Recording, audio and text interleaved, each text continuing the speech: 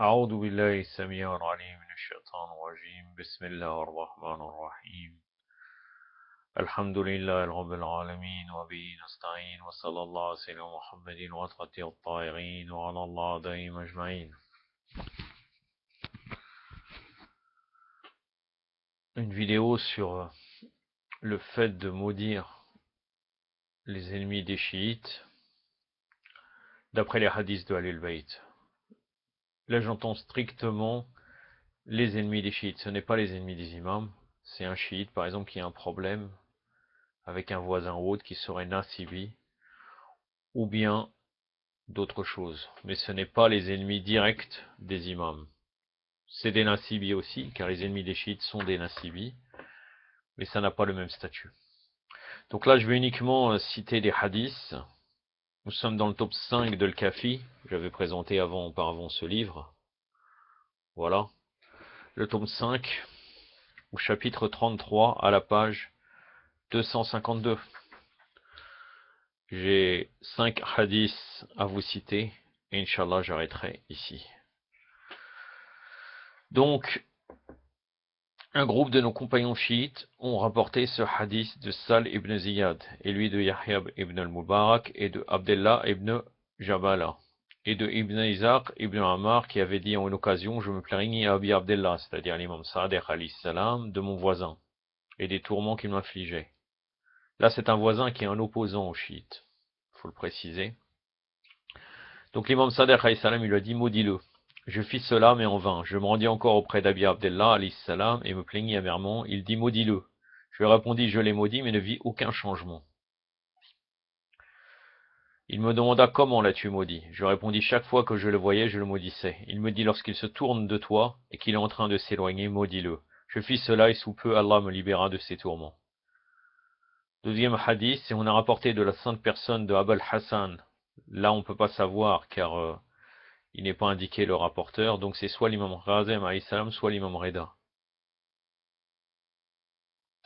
Lorsque l'un d'entre vous désire maudire quelqu'un, il doit dire « Ô Seigneur, frappe-le d'une calamité qui n'est pas de pareille, et fais que son sanctuaire soit violé. » Donc là, il nous dit comment on doit faire pour maudire quelqu'un.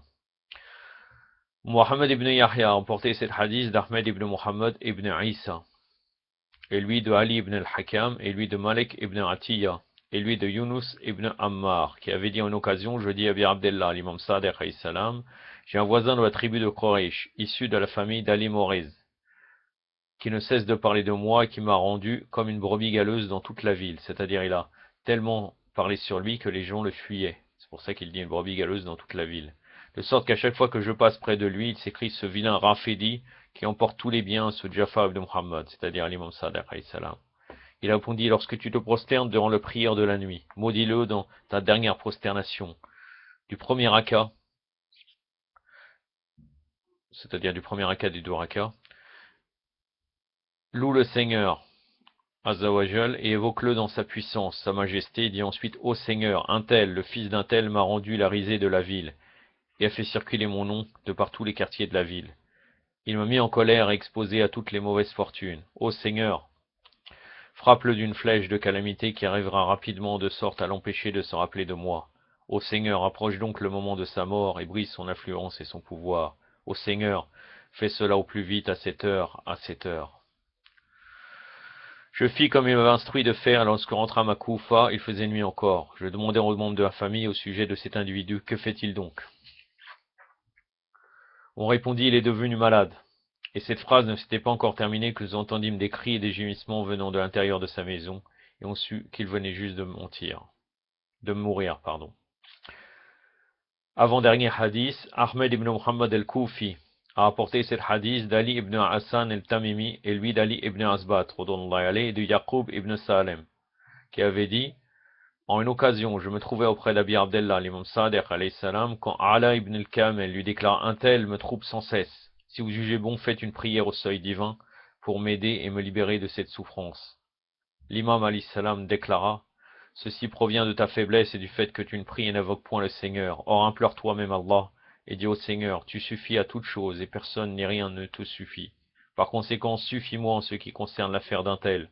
de n'importe quelle manière que tu veux et comme tu veux, et d'où tu veux et quand tu veux.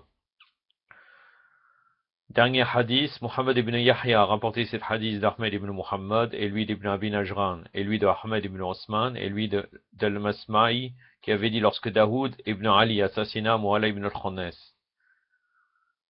Mu'alla ibn al-Khannas, c'était un grand compagnon de l'imam Sadiq alayhi salam. Et Daoud ibn Ali, c'est un gouverneur. Il était l'oncle de Safa et de Mansour d'Awaneri. Il avait été élu comme gouverneur de Médine. Donc il a attrapé Mu'alla ibn al-Khannas et il lui demanda de dévoiler le nom des chiites qui suivaient l'imam. Mu'alla ibn al-Khannas a eu une attitude très courageuse. Il a dit, s'ils sont sous ma protection, je ferai en sorte qu'ils ne soient point découverts. Donc Daoud ordonna alors qu'on le décapita, donc on lui coupa sa tête et on le pendit à un poteau. Donc l'imam Sadiq alayhi salam a été très touché par cela, et il a maudit Daoud. Et il mourut instantanément en rejoignant ses confrères à l'enfer. Donc là, dans le hadith, donc on revient, il vient d'apprendre le martyr de Mu'alla ibn al-Khannas. Abi Abdullah, donc l'imam Sadiq, il déclara, je jure devant Allah que je vais me plaindre auprès d'Allah et maudire celui qui tua mon serviteur et s'appropria de mes biens.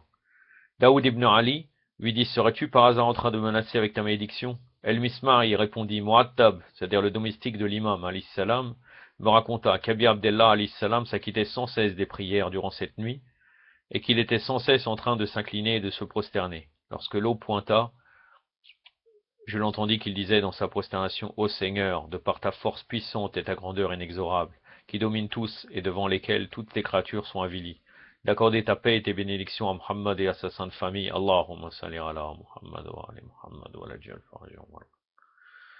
Et de châtier cet homme à l'instant. L'imam alayhi salam ne s'était pas encore relevé de sa prosternation quand on entendit des gémissements et des lamentations de l'intérieur de la demeure de Daoud ibn Ali.